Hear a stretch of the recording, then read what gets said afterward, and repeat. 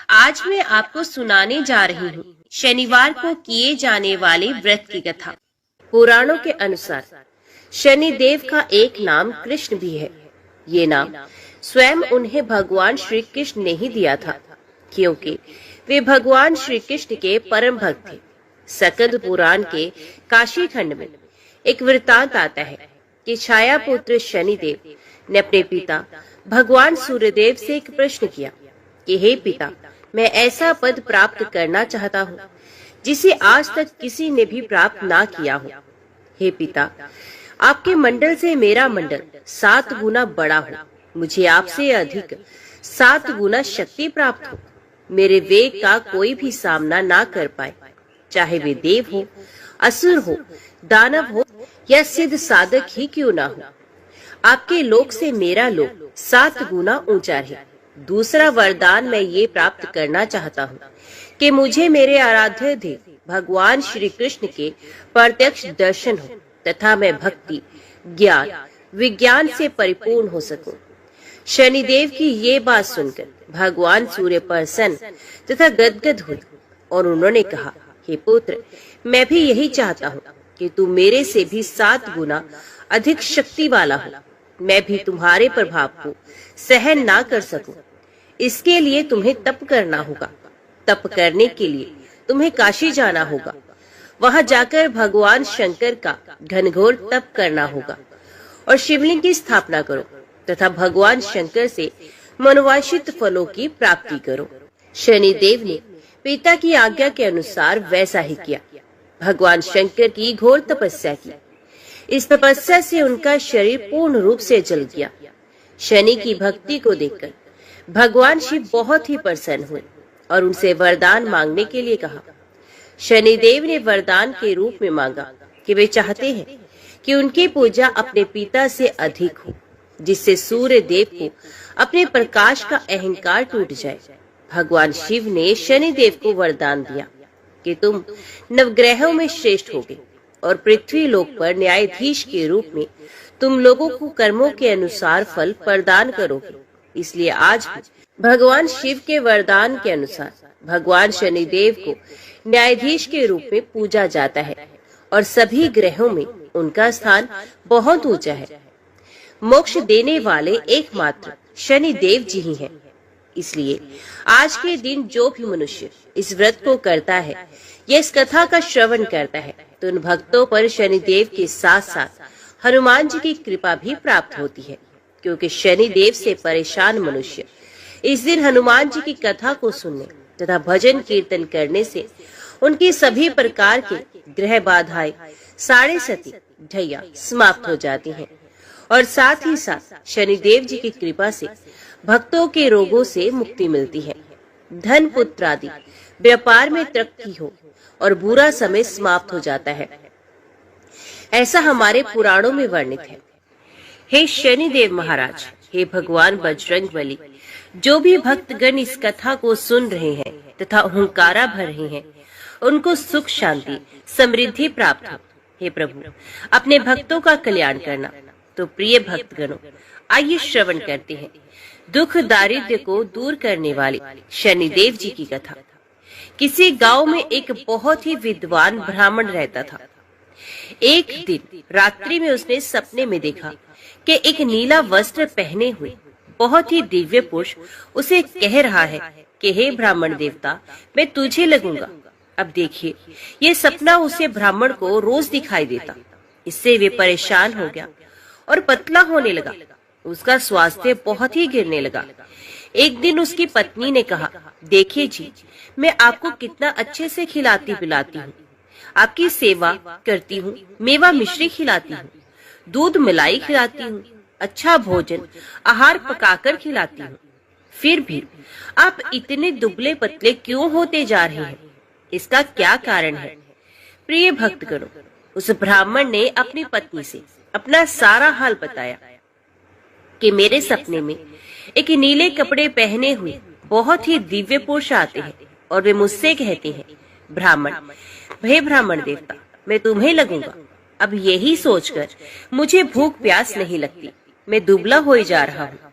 तब ब्राह्मणी ने कहा, कि हे पतिदेव, मुझे लगता है कि आपको शनि भगवान के दर्शन होते हैं। आपके ऊपर शनि की दशा शुरू होने वाली है, इसलिए आपको वे सचेत कर रहे हैं। अवश्य ही वे शनि महाराज हैं। अब की बार जब दिखेंगे तो आप उनसे कहिए कि आप मुझे सिर्फ 1.25 पहर ही लगिए। प्रिय भक्तगणों, उसी दिन जब रात्रि होती है तो ब्राह्मण फिर से सो जाता है और उसके सपने में शनि भगवान दर्शन देते हैं और कहते हैं, ब्राह्मण देवता, आज मैं तुम्हें लगूंगा। तब ब्राह्मण ने कहा, हे भगवान, यदि आप लगना ही चाहते हैं तो लग जाइए, लेकिन ये बताइए भगवान, आप कितने दिनों के लिए लगोगे? तब शनिदेव ने कहा, ब्राह्मण, तुम्हारे ऊपर 7.5 शुरू होने वाली है। मैं तुम्हें 7.5 साल के लिए लगूंगा। तब ब्राह्मण ने कहा, क्षमा करो भगवान, इतना भारी तो मुझे झेला नहीं जाएगा। 7.5 साल तो बहुत है। भगवान तब शनिदेव बोले, अच्छा 5 वर्ष के लिए लगूंगा। तब ब्राह्मण ने कहा, शनि महाराज, ये भी मेरे लिए ज्यादा है। शनि भगवान बोले, तो ठीक है, 2.5 साल का लग जाओ। ब्राह्मण ने फिर मना कर दिया। तब शनिदेव कहने लगे, 1.25 पहर का लगूंगा तो ठीक रहेगा। प्रिय भक्तों, उसे 1.25 पहर की शनि की दशा लग गई।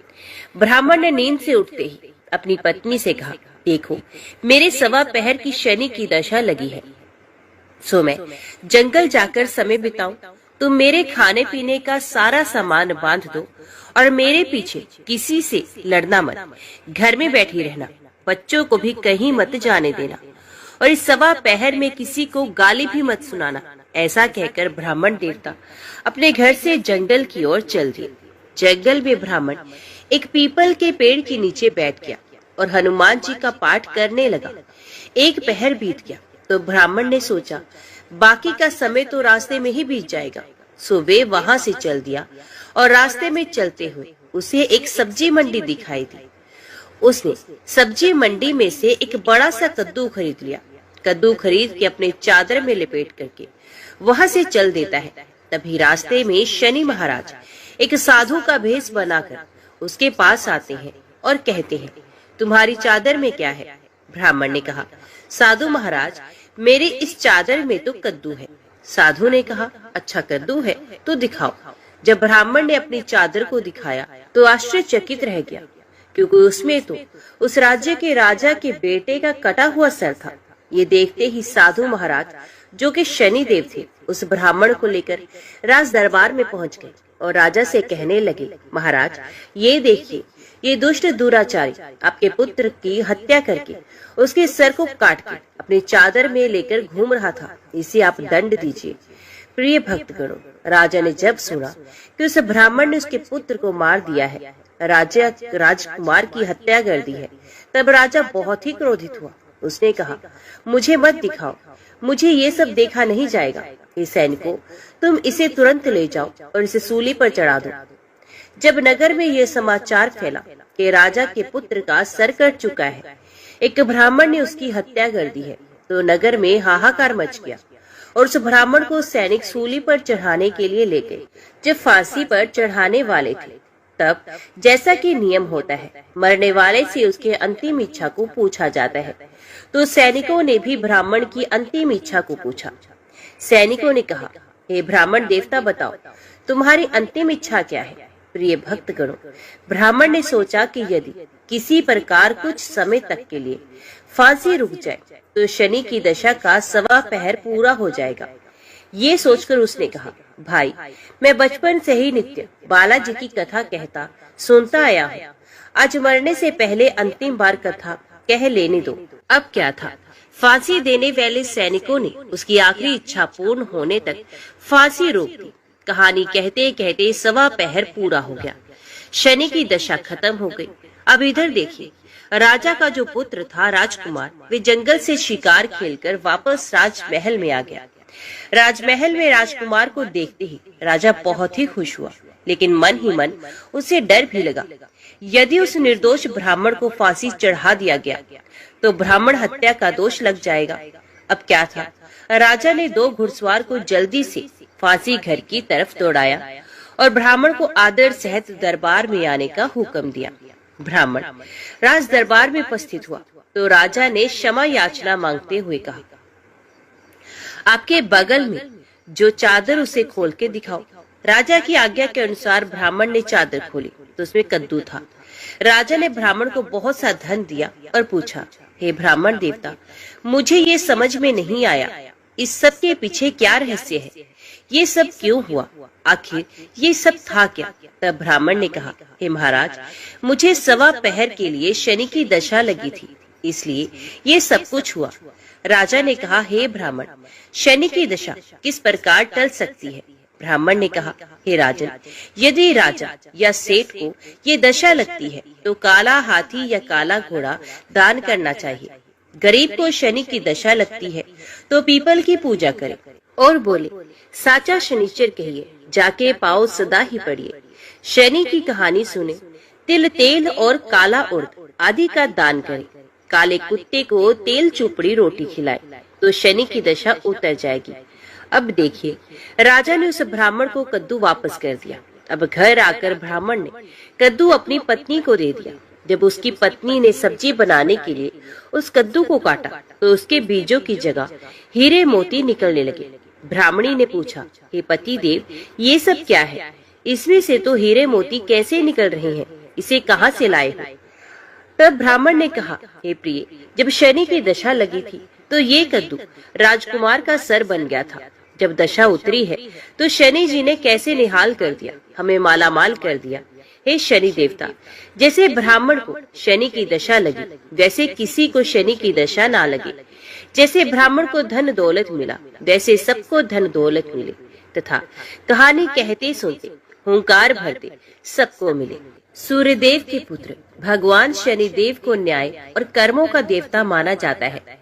शनि ग्रह अशांत हो जाए तो जीवन में कष्टों का आगमन शुरू हो जाता है, क्योंकि उनको काफी गुस्सेल ग्रह बताया गया है। शनि किसी के भी जीवन में उथल पुथल मचा सकते हैं। नवग्रहों में शनि देव केवल उन्हीं लोगों को परेशान करते हैं जिनके कर्म अच्छे नहीं होते। जिन लोगों पर भगवान शनिदेव मेहरबान होते हैं उसे धन धान्य से परिपूर्ण कर देते हैं। ज्योतिष शास्त्र के मुताबिक शनि देव एक ही राशि में 30 दिनों तक रहते हैं। हम शनि की पूजा करते हैं। शनिदेव के बारे में तो बहुत सी बातें कही और सुनी जाती हैं, लेकिन शनि देव की पत्नी के बारे में बहुत कुछ नहीं कहा जाता। क्या आपको पता है कि शनि देव की पत्नी कौन थी और किस तरह से उनका विवाह हुआ था? आइए धर्मशास्त्रों के मुताबिक हम जानने की कोशिश करते हैं कि शनिदेव का विवाह कब और कैसे हुआ था। धार्मिक मान्यता के अनुसार शनिवार का दिन उनको प्रसन्न करने के लिए विशेष महत्व रखता है। ऐसी भी मान्यता है कि अगर शनिवार के दिन शनिदेव के साथ ही उनकी 8 पत्नियों के नाम का जाप कर ले तो जीवन में बड़े से बड़े संकट भी टल जाते हैं। धर्मशास्त्रों में कहा गया है कि जो भी व्यक्ति शनिदेव की पत्नियों का नाम जप करता है उस पर भी शनिदेव अपनी कृपा बरसाते हैं। शनिदेव को उनकी पत्नी ने ही शाप दिया था। आज तक इस शाप ने शनिदेव का पीछा नहीं छोड़ा, जिसके कारण वे सर झुकाकर चलते हैं। जानते हैं कि शनिदेव की पत्नी और इस पौराणिक कथा के बारे में सुनने से पहले जाने कि शनिदेव की पत्नियां कितनी हैं और कौन है शनिदेव की 8 पत्नियां। धार्मिक मान्यताओं के अनुसार शनिदेव की कुल 8 पत्नियां हैं। ध्वजिनी, धामिनी, कंकाली, कलहप्रिया, कंटकी, तुरंगी, महिषी और अजा। कुछ जगहों पर नीलिमा को शनि की दूसरी पत्नी माना जाता है। नीलिमा शनि की शक्ति थी और उनके पास ब्रह्म की 5वें सर की ताकत थी। धामिनी एक गंधर्व कन्या थी। आइए अब जानते हैं शनिवार की कथा। वेद पुराणों में भी शनिदेव की कथा का जिक्र मिलता है। ब्रह्म पुराण के अनुसार शनिदेव श्री कृष्ण के बहुत बड़े भक्त थे। वे अपना ज्यादातर समय श्री कृष्ण की उपासना में ही बिताते थे। एक बार की बात है, जब शनिदेव की पत्नी को संतान पाने की इच्छा हुई, वे शनिदेव के पास पहुंची, लेकिन शनिदेव कृष्ण भक्ति में रमे हुए थे। पत्नी की कोशिशों के बाद भी शनिदेव का ध्यान भंग नहीं हुआ। कोशिशों के बाद भी ध्यान भंग ना हुआ तो शनिदेव की पत्नी को बहुत गुस्सा आया और उन्होंने क्रोध में ही शनिदेव को श्राप दे दिया। पत्नी ने कहा, श्राप देते हुए कि आज के बाद जिस व्यक्ति पर शनिदेव की दृष्टि पड़ेगी वे तबाह हो जाएगा। जब शनिदेव ध्यान से जागे तो उन्हें अपनी भूल का आभास हुआ। पत्नी से क्षमा भी मांगी, लेकिन शनिदेव की पत्नी के पास शाप को निष्फल करने की कोई शक्ति नहीं थी। इसी घटना के बाद से शनिदेव अपना सर नीचे करके चलने लगे, जिससे उनकी दृष्टि से किसी का भी बिना बात के विनाश न हो। भगवान शनि के कोप से बचने के लिए सूर्योदय से पहले उठकर व्रत रखने का संकल्प लें। शनिवार के दिन उनकी प्रतिमा पर काले तिल और तेल को चढ़ाएं। शनिवार को लोहा या लोहे से बनी चीजों को खरीदने से बचें। इस दिन सरसों का तेल भी नहीं खरीदा जाता। गरीबों और बेसहारे लोगों की मदद करें, इससे शनिदेव खुश होते हैं और अपनी कृपा दृष्टि बनाए रखते हैं।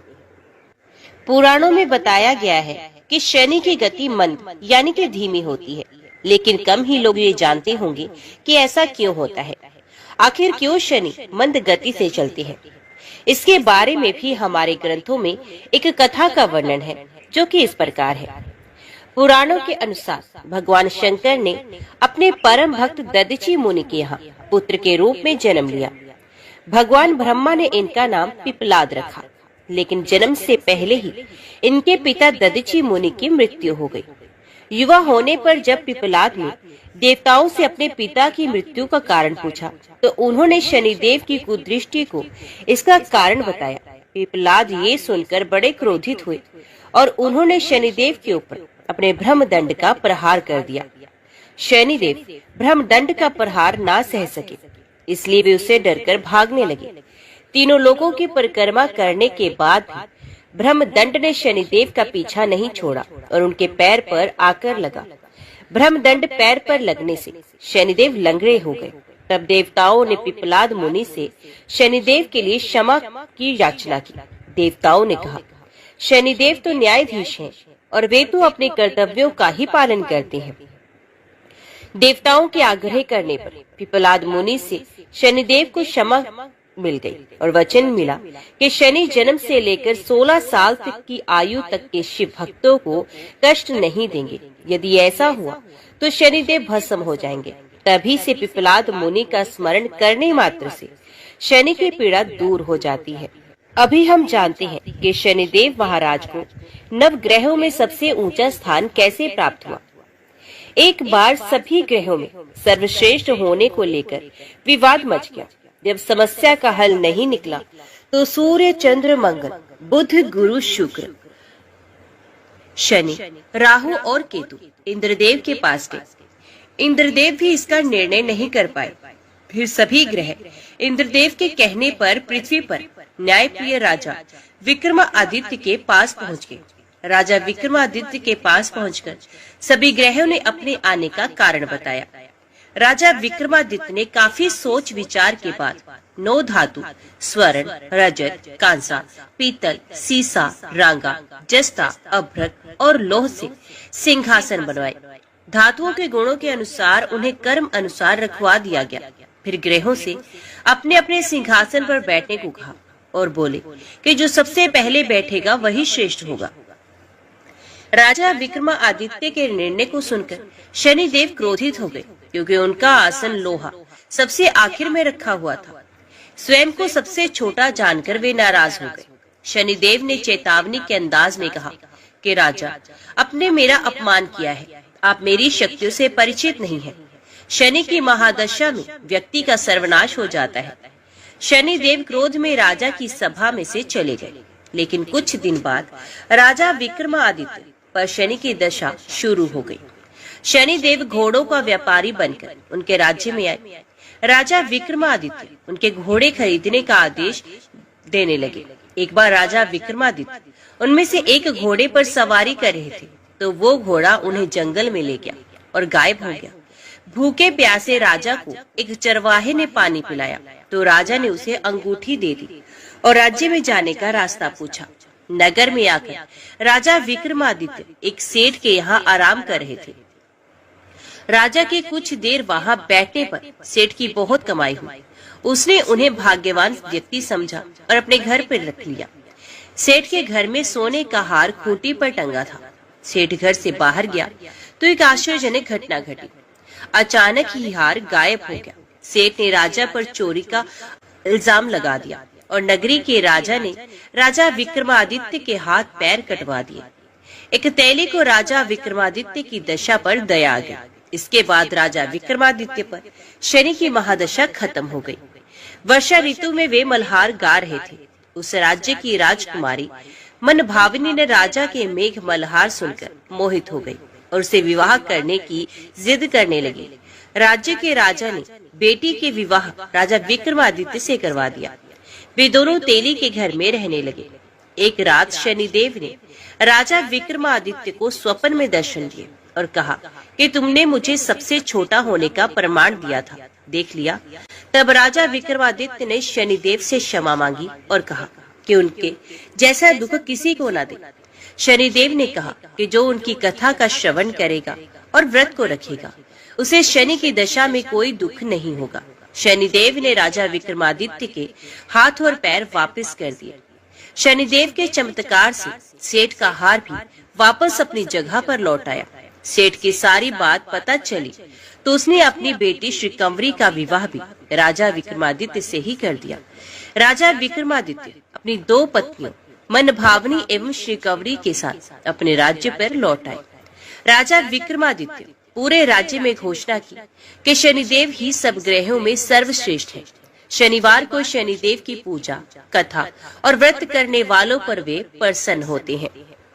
शनिदेव के जन्म कथा में उनके दायित्वों और कर्तव्य के प्रति निष्ठा, इसके साथ ही लोगों से इनकी अपेक्षा का संकेत मिलता है। इसके अलावा शनिदेव के व्यक्तित्व के विकास की भी झलक मिलती है। इसलिए शनिदेव की जन्म कथा को सभी को सुनना चाहिए। भगवान शनिदेव की जन्म कथा का धार्मिक ग्रंथों में अलग अलग वर्णन है। कुछ ग्रंथों में शनिदेव का जन्म ज्येष्ठ माह की अमावस्या के दिन, तो कुछ ग्रंथों में शनिदेव का जन्म भाद्रपद शनि अमावस्या के दिन माना जाता है। वही कैलेंडर में अंतर में दक्षिण भारत में ये वैशाख अमावस्या के दिन ही मना लिया जाता है। एक कथा के अनुसार शनिदेव का जन्म ऋषि कश्यप के अभिभाव कतव यज्ञ से हुआ था, लेकिन सकंद पुराण में शनिदेव के पिता का नाम सूर्य और माता का नाम छाया बताया गया है। शनिदेव की माता का नाम स्वर्णा भी बताया जाता है। आइए जानते हैं पूरी कथा। शनिदेव के जन्म की कहानी के अनुसार राजा दक्ष की कन्या संज्ञा, कुछ जगह देव शिल्पी विश्वकर्मा को इनका पिता बताया जाता है। उनका विवाह सूर्यदेव से हुआ था। संज्ञा सूर्यदेव के तेज से परेशान रहती थी। इससे वे सूर्यदेव की अग्नि से बचने का मार्ग तलाश रही थी। इस बीच दिन पर दिन बीत रहे थे। तब तक संज्ञा ने वैवस्वत, मनु, यमराज और यमुना नाम की 3 संतानों को जन्म दिया। एक दिन संज्ञा ने फैसला किया कि वे तपस्या कर सूर्यदेव के तेज को सहने में सक्षम होगी, लेकिन बच्चों के पालन में कोई दिक्कत न आए और सूर्यदेव को उनके फैसले की भनक न लगे। इसके लिए संज्ञा ने अपने तप से अपनी ही तरह की एक महिला को पैदा किया और उसका नाम स्वर्णा रखा। ये संज्ञा की छाया की तरह थी, इसलिए इसका नाम छाया भी है। संज्ञा छाया को बच्चों और सूर्यदेव की जिम्मेदारी देकर तप के लिए चली गई और ये राज किसी और को ना पता चले, ये निर्देश भी दे गई।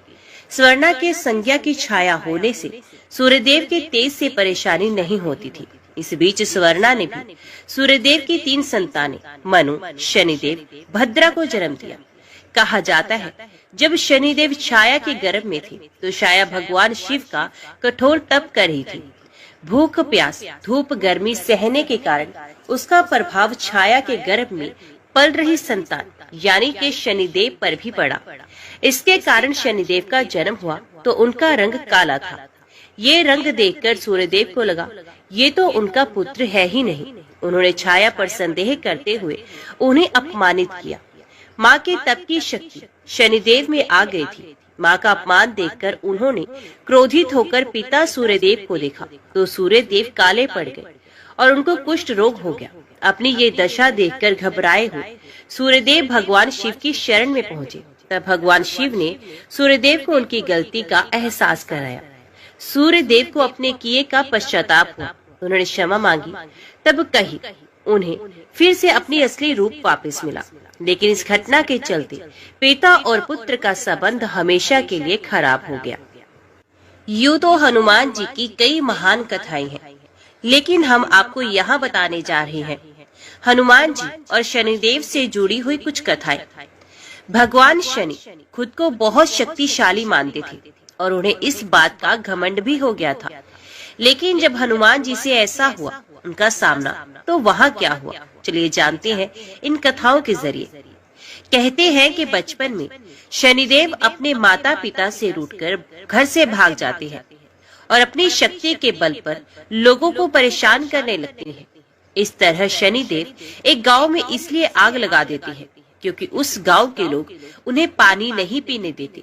सभी गांव वाले शनिदेव को घेरकर मारने का प्रयास करते हैं, तो हनुमान जी उन्हें बचा लेते हैं।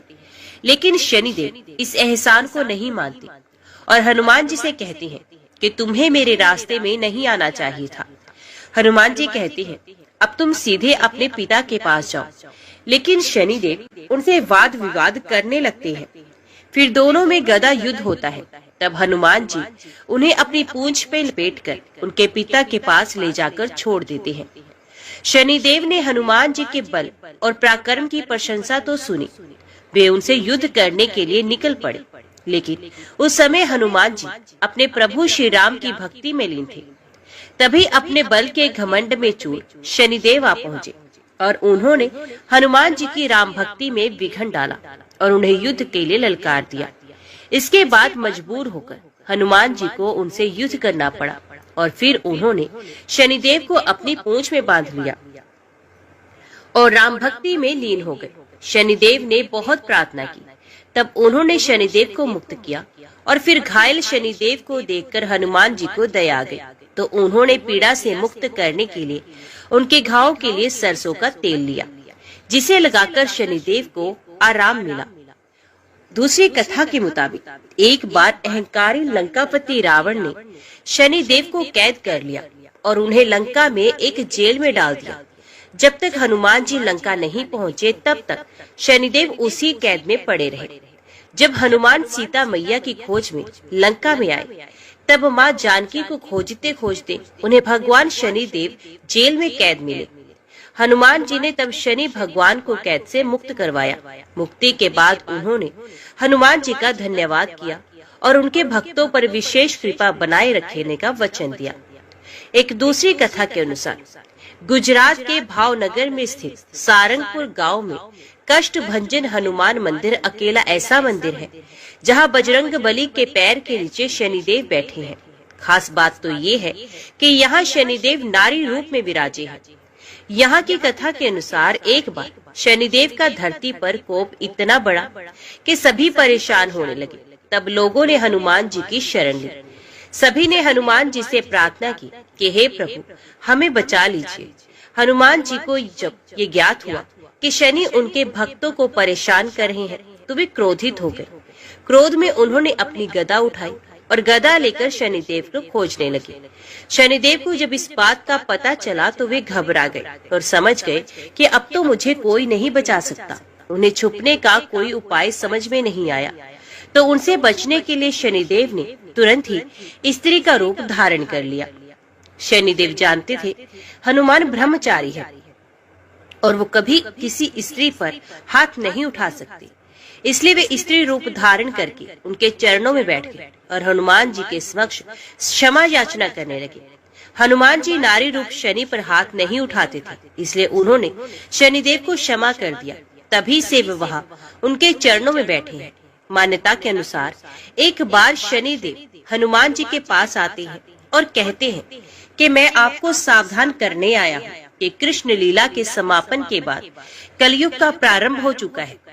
इस कलयुग में देवता धरती पर नहीं रह सकते, क्योंकि जो भी धरती पर है उस पर मेरी साढ़े सती का असर होगा, इसलिए आप पर भी इसका प्रभाव प्रारंभ होने वाला है। इस पर हनुमान जी कहती हैं, जो भी देवता या मनुष्य राम के शरण में रहता है उस पर तो काल का भी प्रभाव नहीं रहता, इसलिए आप मुझे छोड़कर कहीं और जाइए। इस पर शनिदेव कहते हैं कि मैं सृष्टिकर्ता के विधान के आगे विवश हूँ। आपके ऊपर मेरी साढ़े सती अभी से प्रभावी हो रही है, इसलिए आज और अभी मैं शरीर पर आ रहा हूँ, इसे कोई टाल नहीं सकता।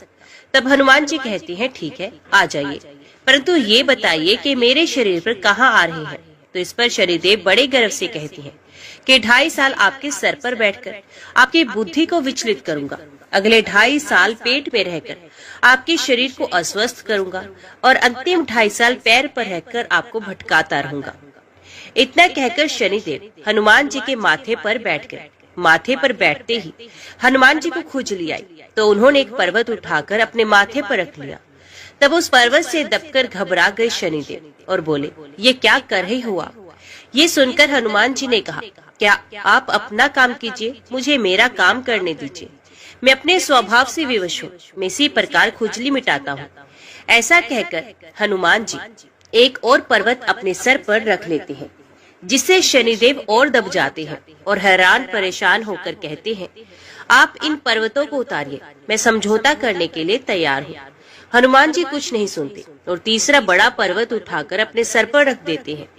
इस बोझ से शनिदेव चिल्लाने लगते हैं और कहते हैं, मुझे छोड़ दो, मैं आपके कभी नजदीक नहीं आऊंगा। लेकिन फिर भी हनुमान जी उनकी पुकार को अनसुना करके चौथा पर्वत रख देते हैं।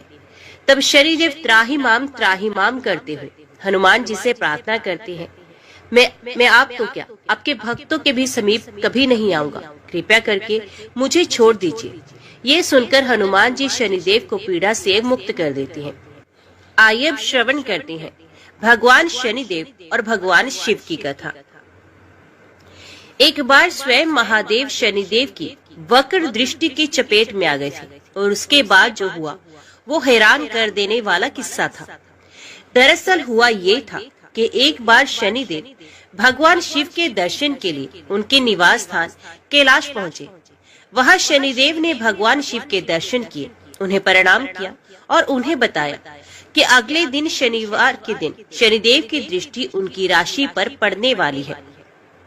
हालांकि भगवान शिव जन्म मरण राशि कुंडली आदि से परे हैं, लेकिन ये उनकी ही एक लीला थी, जिसके पीछे का उद्देश्य बेहद रहस्यमय और संसार के लिए हित में था। संसार को एक दिव्य संदेश देने के लिए ये प्रकरण रचा गया था। बहरहाल कथा पर उन्हें लौटते हुए बता दें कि जब शनिदेव ने महादेव के सामने ये बात कही, तो भगवान शिव ने शनिदेव से पूछा कि उनकी राशि में कितने समय के लिए रहेंगे और उनकी वक्र दृष्टि का प्रभाव कैसा होगा। शनिदेव ने उन्हें विस्तार से अपनी वक्र दृष्टि के समय और प्रभाव के बारे में बताया। तब महादेव ने शनिदेव की दृष्टि से बचने के लिए एक युक्ति लगाई और अगले दिन शनिदेव के कैलाश पहुंचने से पहले ही वे पृथ्वी लोक पर आ गए।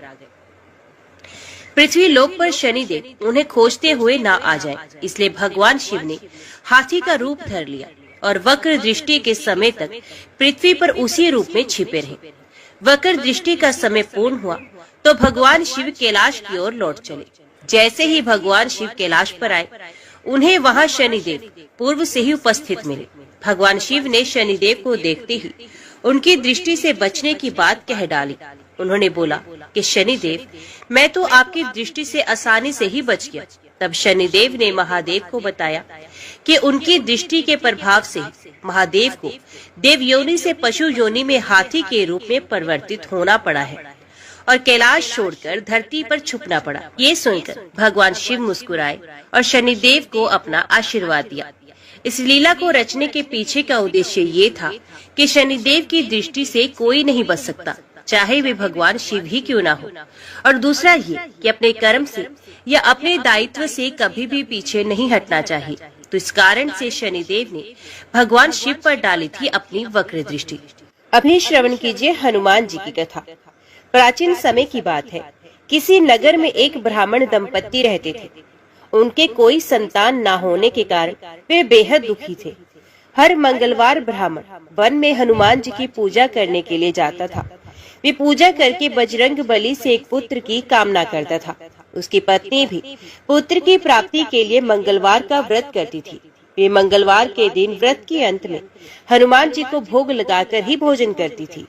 एक बार व्रत के दिन ब्राह्मणी ने भोजन नहीं बना पाई और न ही हनुमान जी को भोग लगा सकी। तब उसने प्रण किया कि वे अगले मंगलवार को ही हनुमान जी को भोग लगाकर ही भोजन करेगी। वे भूखी प्यासी 6 दिन तक पड़ी रही। मंगलवार के दिन वे बेहोश हो गई। हनुमान जी उसकी श्रद्धा और भक्ति देखकर प्रसन्न हुए। उन्होंने आशीर्वाद स्वरूप ब्राह्मणी को एक पुत्र प्रदान किया और कहा कि ये तुम्हारी बहुत सेवा करेगा। बालक को पाकर ब्राह्मणी बहुत खुश हुई। उसने बालक का नाम मंगल रखा। कुछ समय उपरांत जब ब्राह्मण घर लौटा तो बालक को देखकर पूछा कि ये कौन है। पत्नी बोली कि मंगलवार व्रत से प्रसन्न होकर हनुमान जी ने उसे ये बालक दिया है। ये सुनकर ब्राह्मण को अपनी पत्नी की बात पर विश्वास ना हुआ। एक दिन मौका पाकर ब्राह्मण ने बालक को कुएं में गिरा दिया। घर पर लौटने पर ब्राह्मणी ने पूछा कि मंगल कहाँ है। तभी पीछे से मंगल मुस्कुराकर आ गया। उसे वापस देकर ब्राह्मण चौंक गया। उसी रात को बजरंग बली ने ब्राह्मण को सपने में दर्शन दिए और बताया कि ये पुत्र उन्होंने ही दिया है। सच जानकर ब्राह्मण बहुत खुश हुआ, जिसके बाद से ब्राह्मण दंपति नियमित रूप से मंगलवार व्रत रखने लगे। मंगलवार का व्रत रखने वाले मनुष्य पर हनुमान जी की अपार कृपा होती है। तो बोलिए हनुमान जी महाराज की जय, शनि देव भगवान की जय।